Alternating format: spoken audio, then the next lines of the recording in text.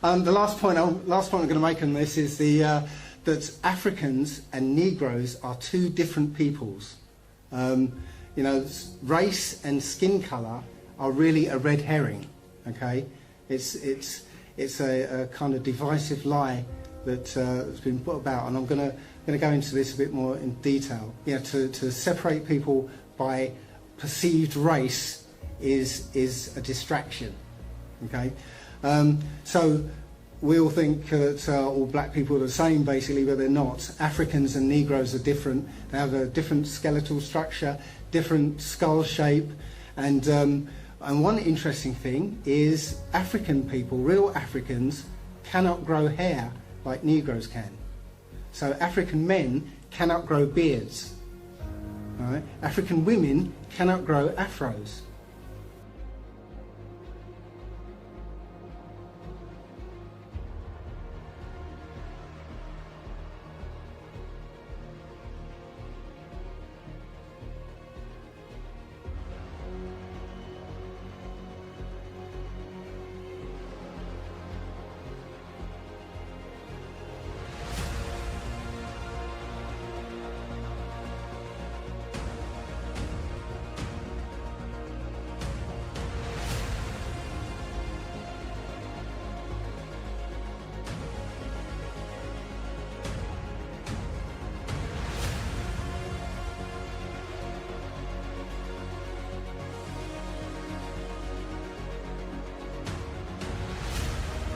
The first two verses. So the biblical Israelites were black.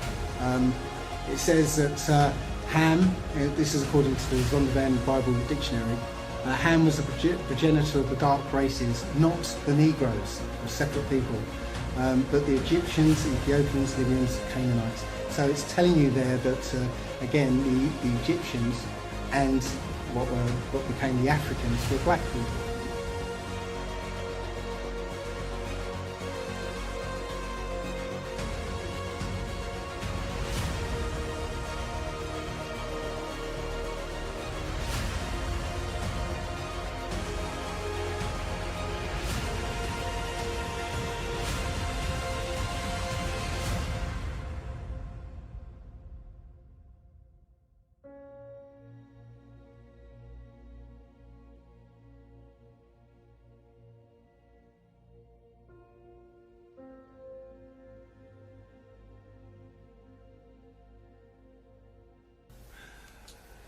And throughout the what's called the Renaissance period, all of the artwork was replaced throughout Europe. But because Russia, well, it was a kind of insular society at that time, Renaissance didn't get to Russia. So you can go online and search for Russian icons, and you'll find that everybody who was portrayed in the Bible were portrayed black, and yeah, after Renaissance, all that artwork was destroyed and replaced with whitenized versions. But 500 years ago, prior to 500 years ago, this is how they were always depicted.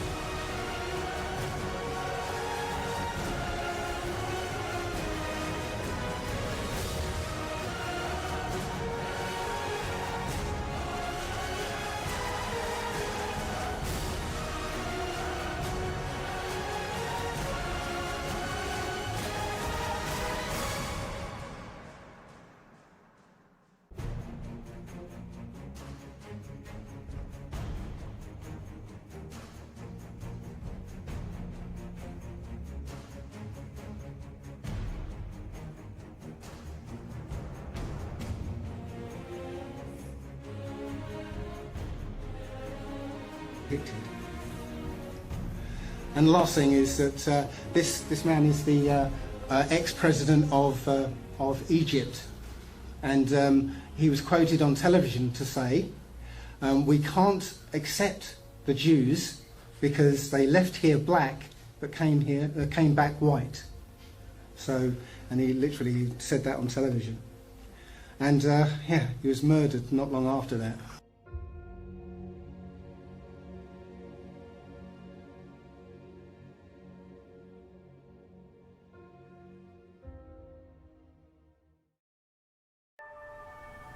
When Israel was a nation, they agreed to a set of covenant laws at Mount Sinai as part of a special contract with Yah. It meant that they were to be his people, and he would in turn be their Elohim. Now, as with all contracts, which usually involve at least two parties, in this case Yah and Israel, both parties were bound by certain agreements which were spelled out in the contract or covenant. The ancient people of Israel were told that if they obeyed the laws of the covenant, they would have Yah's protection and be showered with many blessings. If they disobeyed, they would receive punishment and suffer many curses.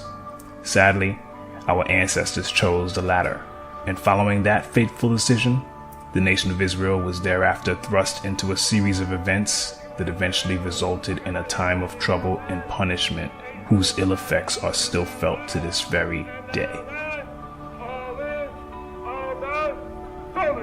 $890. That's a good buy. $890. All right. Before long, ancient Israel experienced a civil war and eventually split into two kingdoms, with the tribe of Judah leading a two-tribe kingdom to the south and 10 tribes forming a kingdom to the north. After a period of self-rule, the independence of the northern kingdom was threatened by the Assyrians. We get that account in the book of 2 Kings. Hoshea, son of Elah, began to rule over Israel in the 12th year of King Ahaz's reign in Judah. He reigned in Samaria 9 years. He did what was evil in Yah's sight, but not to the same extent as the kings of Israel who ruled before him. King Shalmaneser of Assyria attacked King Hoshea, so Hoshea was forced to pay heavy tribute to Assyria. But Hoshea stopped paying the annual tribute and conspired against the king of Assyria by asking King So of Egypt to help him shake free of Assyria's power. When the king of Assyria discovered his treachery, he seized Hoshea and put him in prison. Then the king of Assyria invaded the entire land, and for 3 years he besieged the city of Samaria. Finally, in the 9th year of King Hoshea's reign, Samaria fell, and the people of Israel were exiled to Assyria. They were settled in colonies in Halah, along the banks of the Habor River in Gozan, and in the cities of the Medes. This disaster came upon the people of Israel because they worshipped other deities. They sinned against Yah their Elohim, who had brought them safely out of Egypt and had rescued them from the power of Pharaoh, the king of Egypt. They had followed the practices of the pagan nations Yah had driven from the land ahead of them, as well as the practices the kings of Israel had introduced. This gives us a good picture of why the northern kingdom was punished by being exiled to Assyria. But later, Judah, which was the only kingdom left, also ended up doing that which was not right in the sight of Yah. 2 Kings chapter 24 informs us that the last independent king of Judah, Jehoiakim, reigned for 8 years, practicing evil before Yah unleashed the forces of Babylon on the kingdom of Judah, which ended in that nation being led away captive as well. 70 long years of captivity was experienced in Babylon, and the ancient Israelites witnessed the fall of that empire and the rise of the next. After the 70 years had expired, the new Persian king, Cyrus the Great, allowed the people of Judah to return to their homeland and rebuild. This event was recorded in the scriptures. In the first year of King Cyrus of Persia, Yah fulfilled the prophecy he had given through Jeremiah. He stirred the heart of Cyrus to put his proclamation in writing and to send it throughout his kingdom. This is what King Cyrus of Persia says: Yah, the Elohim of heaven, has given me all the kingdoms of the earth. He has appointed me to build him a temple at Jerusalem, which is in Judah. Any of you who are his people may go to Jerusalem in Judah to rebuild this temple of Yah, the Elohim of Israel, who lives in Jerusalem. And may your Elohim be with you. Wherever this Hebrew remnant is found, let their neighbors contribute toward their expenses by giving them silver and gold, supplies for the journey, and livestock, as well as a voluntary offering for the temple of Elohim in Jerusalem. That second temple was indeed rebuilt, and it existed until the time of Yeshua, who prophesied its ultimate destruction. Sadly, many of the people of Judah rejected Yeshua, as they failed to understand the many prophecies and types that pointed to him, such as those found in Exodus 12 verse 5, Zechariah 13 verse 6, Genesis 49 verse 10, Isaiah 7 verse 14, Micah 5 verse 2, and so many others. Yeshua highlighted their rejection of him in several parables. A notable one is the parable of the evil farmers, which can be found in Matthew 21 verses 33 to 46. And in it, Yeshua reveals what the rejection of the nation he was sent to would result in. Following the fulfillment of the parable of the evil farmers, wherein they murdered the son of the vineyard owner, that being Yeshua, and after the rejection of his emissaries, the fate of Judah and Jerusalem was pretty much sealed. Yeshua prophesied the destruction of Jerusalem and pointed to the future of the people of Judah, which was right in line with the curses of Deuteronomy 28. And when you see Jerusalem surrounded by armies, then you will know that the time of its destruction has arrived. Then those in Judea must flee to the hills. Those in Jerusalem must get out, and those out in the country should not return to the city. For those will be days of Elohim's vengeance, and the prophetic words of the scriptures will be fulfilled. How terrible it will be for pregnant women and for nursing mothers in those days. For there will be disaster in the land and great anger against this people. They will be killed by the sword or sent away as captives to all the nations of the world. And Jerusalem will be trampled down by the Gentiles until the period of the Gentiles comes to an end. This particular prophecy, as you can see, stretched throughout time, with Jerusalem being controlled by the Romans, who were the first to march on her following Yeshua's prediction. Roman rule lasted for hundreds of years after the initial siege. Then the Romans eventually lost hold of Jerusalem to the Muslims. And thereafter various caliphates controlled Jerusalem until the time of the Crusades. During this long period, popes allied with European kings to fight against Muslims. The Crusades were first and foremost an expression of papal authority against the enemies of the Church. The First Crusade was preached by a pope, Pope Urban II, in France in the year 1095. With reference to the Muslims and their advance in Europe and in Jerusalem, I think the Christians in Europe believed that the Islamic message of Muhammad was against and contradictory to what the Christians were saying. They were worried that this idea could possibly overrun the Christian idea. Pope Urban conceived this idea. It's not a sin if you kill non-Christians, if you kill non-believers in our faith. And so he made this deal that if you go and fight in the Holy Land, you will be forgiven all your past sins. A knight could sin as much as he liked, and simply by going to the Holy Land, he had been given his passport to heaven. And that was an extremely attractive deal. And combined with that, he could win fame, he could win glory, and he could come back with the treasures of the Near East. These are the things that drew knights in their tens of thousands to go on crusade. The bloodletting of the Crusaders spread throughout the Islamic lands. Everybody heard stories about the massacre of unarmed individuals. It created this intense rage amongst Muslims. In a sense, it resulted in a new kind of Muslim crusade, a desire to raise an army to go back to liberate Jerusalem from the Crusaders as an act of piety on the part of Muslims. I don't think any of those young men, either Christian or Muslim, could possibly have imagined that their struggle could possibly still be playing itself out 1,000 years later in the area that we call the Middle East today.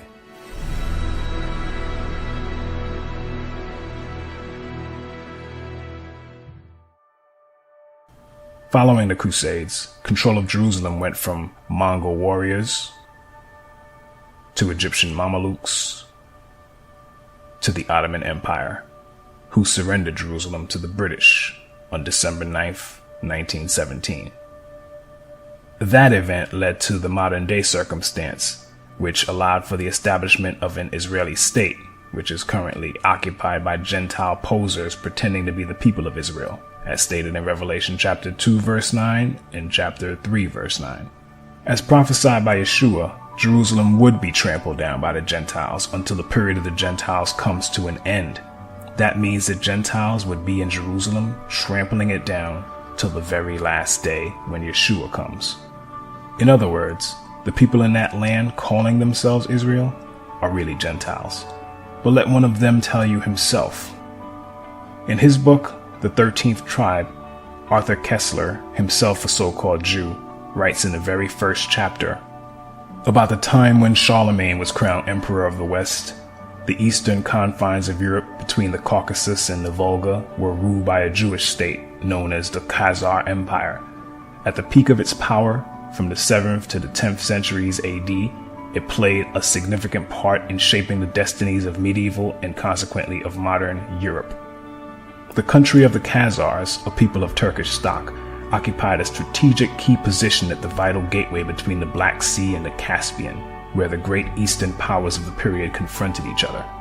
It acted as a buffer protecting Byzantium against invasions by the lusty barbarian tribesmen of the northern steppes.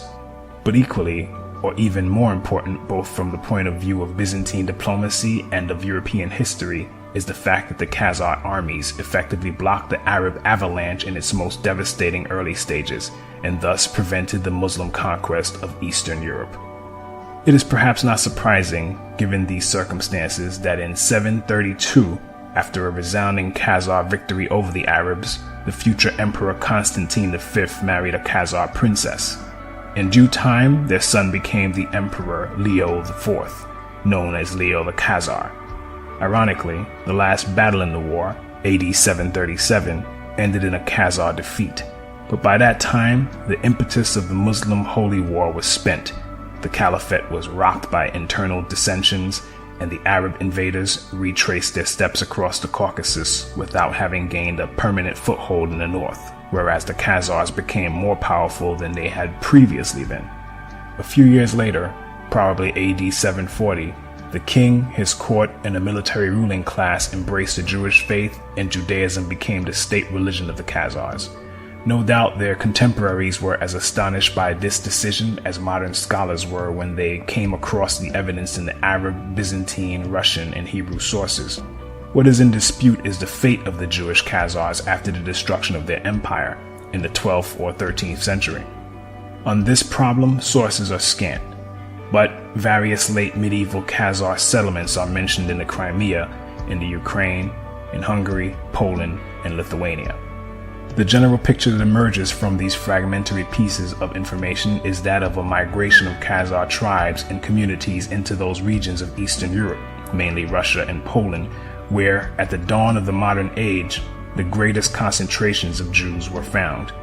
This has led several historians to conjecture that a substantial part, and perhaps the majority of Eastern Jews, and hence of world Jewry, might be of Khazar and not of Semitic origin. The large majority of surviving Jews in the world is of Eastern European, and thus perhaps mainly of Khazar, origin.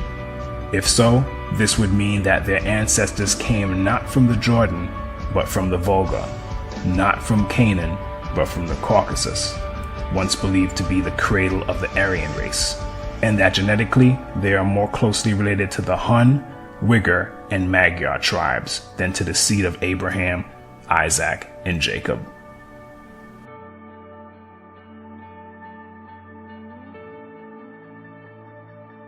Tell me, what did you mean in the title of your book that the Jewish people had been invented? It isn't a provocation. I meant it. I think that the Jewish people was invented, like the French people, like the Italian people. You see, to build nations in the modern times, historians started to build to the past peoples. Between these peoples, I think that in the second half of the 19th century, the Jewish people was invented.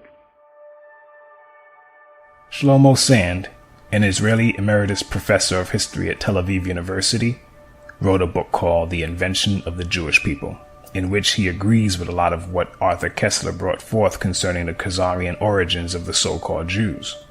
Shlomo Sand, who is himself a so-called Jew, points out that the ancestry of most contemporary Jews stems mainly from outside the land of Israel, and they are descended from converts, and that mass conversions to Judaism occurred among the Khazars in the Caucasus, Berber tribes in North Africa, and in the Himyarite kingdom of the Arabian Peninsula.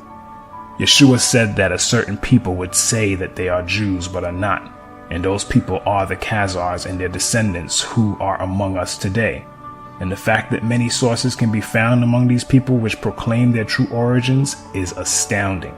On page 226 of his book, Sand writes, another early source attesting to the collective conversion of the Khazars is a Karaite one.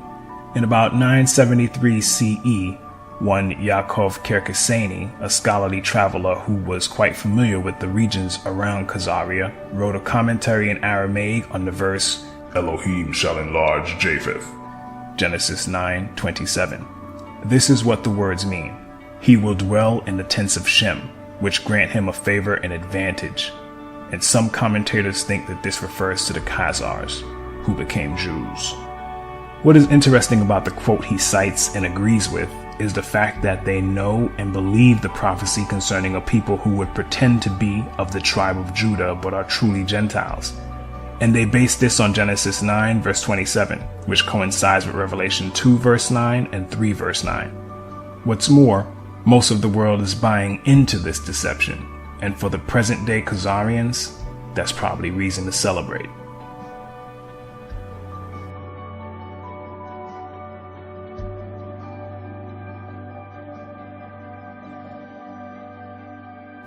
But getting back to Arthur Koestler on this subject, he writes, the Jews of our times fall into two main divisions, Sephardim and Ashkenazim. The Sephardim are descendants of the Jews who since antiquity had lived in Spain until they were expelled at the end of the 15th century and settled in the countries bordering on the Mediterranean, the Balkans, and to a lesser extent in Western Europe. In the 1960s, the number of Sephardim was estimated at 500,000.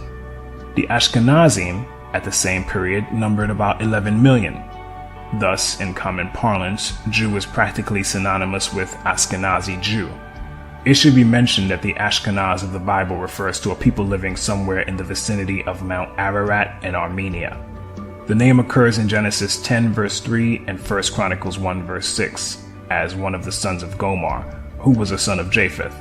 Ashkenaz is also a brother of Togarmah and a nephew of Magog, whom the Khazars, according to King Joseph, claimed as their ancestor. But worse was to come, for Ashkenaz is also named in Jeremiah 51 verse 27, where the prophet calls his people and their allies to rise and destroy Babylon. Call thee upon the kingdoms of Ararat, Mini, and Ashkenaz. This passage was interpreted by the famous Saadia Gaon, spiritual leader of Oriental Jewry in the 10th century, as a prophecy relating to his own times. Babylon symbolized the Caliphate of Baghdad, and the Ashkenaz who were to attack it were either the Khazars themselves or some allied tribe. So, as we have seen from the words of Arthur Koestler, historically, the Khazars and their descendants do not identify with Shem.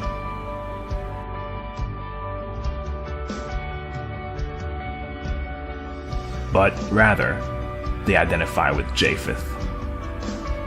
And that is proved out in their own writings. This is a major fulfillment of scripture. All that being said, what happened to the real people of Judah in 70 AD, following the siege and destruction of Jerusalem? The ones who weren't captured by the Romans and killed or enslaved escaped. But where did they go? First, you have to understand that whenever trouble arose, such as severe famine in the land, our forefathers and mothers were known to migrate in order to avoid it. There are three famous accounts of Abraham, Isaac, and Jacob heading south when famine struck at different periods in each of their lifetimes. Abraham and Jacob went all the way south to Egypt, but Isaac went as far as Gerar.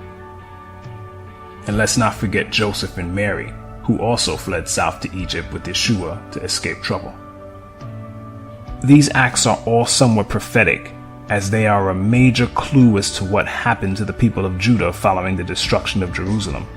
In his book, From Babylon to Timbuktu, author and historian Rudolph R. Windsor, a true Hebrew, writes, "In the year 65 BC, the Roman armies under General Pompey captured Jerusalem. In 70 AD, General Vespasian and his son, Titus, put an end to the Jewish state with great slaughter. During the period of the military governors of Palestine, many outrages and atrocities were committed against the residue of the people. During the period from Pompey to Julius, it has been estimated that over 1 million Jews fled into Africa, fleeing from Roman persecution and slavery. The slave markets were full of black Jewish slaves. After the fall of the Carthaginian metropolis in North Africa, Roman power became dominant in the Barbary states. The pagans and the Romans attacked the Jews indiscriminately, both the Jewish soldiers and the uninvolved peaceful population. As a result of this merciless attack, many Jews fled to those parts of Northwest Africa known as Tunisia, Algeria, Morocco, and Mauritania. Many other Jews fled to the areas where Rome did not have any jurisdiction. This was to the region of the South, the Sahara Desert, and the Sudan." Windsor also tells us on page 86 and 87 that more descendants of Judah fled to the west coast of Africa in the 7th century after the Visigoths assumed power and began to suppress Hebrew customs with forced baptisms to Christianity. Windsor cites many credible sources to make his points. Among them is Joseph J. Williams, a 20th century historian who, in his 1930 book Hebrewisms of West Africa, wrote, "Whatever may be thought of the more or less mythological traditions connected with the earliest Jews in North Africa, it is now practically an established fact that a Jewish nation, Jewish at least in faith and perhaps too in origin, long held sway south of the Sahara." Now, while Joseph Williams, who is Caucasian and Jesuit, does provide meaningful and factual info that pertains to the descendants of the ancient Hebrew Israelites, he does so with a degree of reluctance, and the book is written through the lens of what I would call a racist and white supremacist viewpoint. Because despite all the evidence of the true descendants of Judah and Israel as a whole being black, Williams and his sources try to brush that aside and conclude that white Jews, who they blindly claim are the originals, must have somehow lost their color by interbreeding with blacks who thereafter assimilated their culture, for which there is absolutely no evidence. That said, Hebrewisms of West Africa is full of valuable information as regards the wanderings of the Hebrews following the flight from Judea, and it also gives great insight into the further scattering of our ancestors, as certain customs practiced in West Africa by our Hebrew ancestors found their way to islands like Jamaica, Haiti, the Virgin Islands, and many other places following the slave trade. So, having fled their homeland as prophesied, there our ancestors were, charting new territory in Africa and trying to carry on their Hebrew traditions in a new land, but not as savages or uncivilized barbarians. In fact, Rudolph Windsor tells us in his book, "The black Jews had an advantage over the African tribes. They carried their culture, history, laws, and written records with them. This assured them a constant precedent for the development of a higher social organization. Because of the stability of the black Jewish culture, the Jews were not absorbed into the autochthonous or native population. In fact, the Jews absorbed some of the native tribes. The Jews made use of every opportunity. They were an industrious and skillful people. In the Jewish Ghanaian states were found kings, princes, governors, generals, secretaries, treasurers, revenue agents, judges, architects, engineers, doctors, jewelers, sculptors, masons, carpenters, painters of art, goldsmiths, leatherworkers, potters, armorers, saddlers, blacksmiths, agriculturists, etc. The survivors of the Roman siege of Jerusalem were able to flee that terror and carry on in a new land. But the relative peace our ancestors were afforded by escaping to Africa was broken by the Arab slave trade, which affected not only Hebrews, but men, women, and children from many other peoples that were usually of the lowest classes. The Eastern Arab slave trade, in particular, involved women and young girls, and a strict ratio of 2 women for each man was maintained. The Arab slave trade, as horrible as it was, eventually gave way to something much worse with the arrival of the Portuguese. Portugal broke from Arab rule somewhere between the 12th and 13th centuries and slowly rose to power. Because of this small European country, slavery would soon go from including people of lower classes from different ethnicities to being forced mainly on so-called blacks from the tribe of Judah.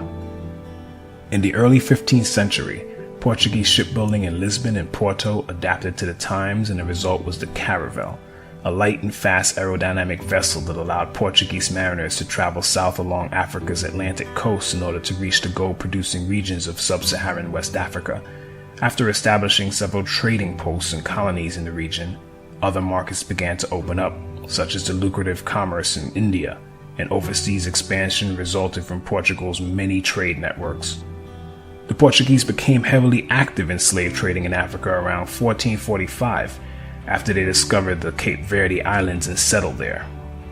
Slavery was used to fuel their expanding empire, and slave trafficking became integral to their enterprise.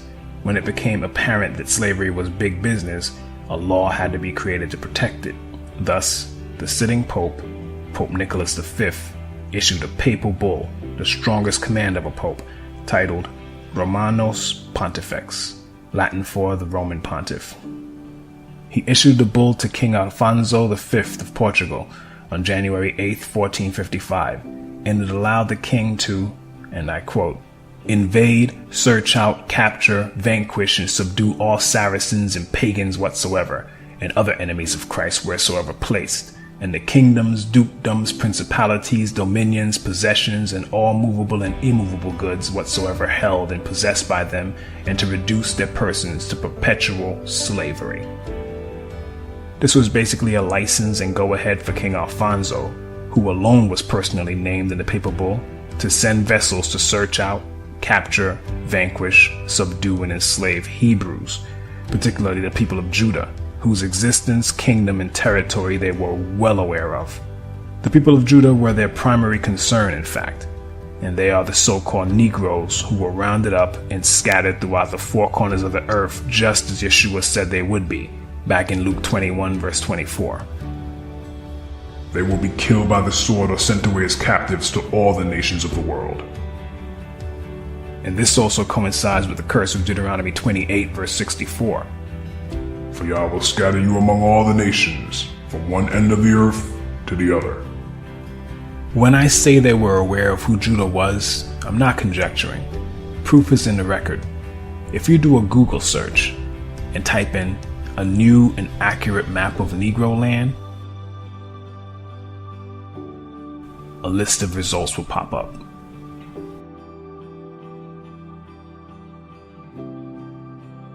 As of the date of this recording, Swain.com still works. Click on it and a page will open up showing a 1747 map of West Africa by 18th century English map engraver Emmanuel Bowen. And then click on the image of the map itself. Move your mouse pointer to the area that is now present-day Ghana and click on it to enlarge the map. Click it again and you will clearly see that what is now called Ghana was once the slave coast, which the map maker labeled the Kingdom of Judah, dropping the H at the end. This is where many of the people of Judah were shipped from, like sardines in a can. Yet today, the elites and their paid professors would have you believe that we are Africans or Hamites, when in truth we are Shemites. They themselves know this to be a fact.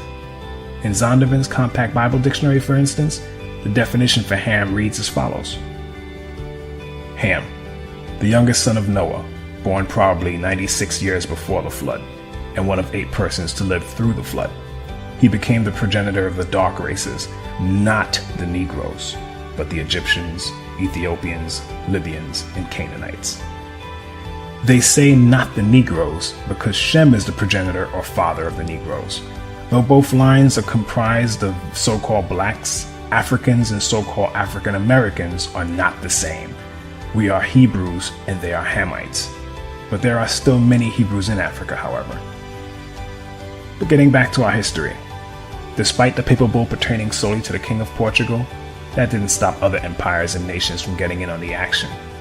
Over the centuries, Spain, Britain, France, the Dutch, Canada, the United States, and many African countries participated in the transatlantic slave trade, and this fulfills certain prophecies, such as Psalm 83, which I urge you to read with your eyes open, and Joel 3 verse 6.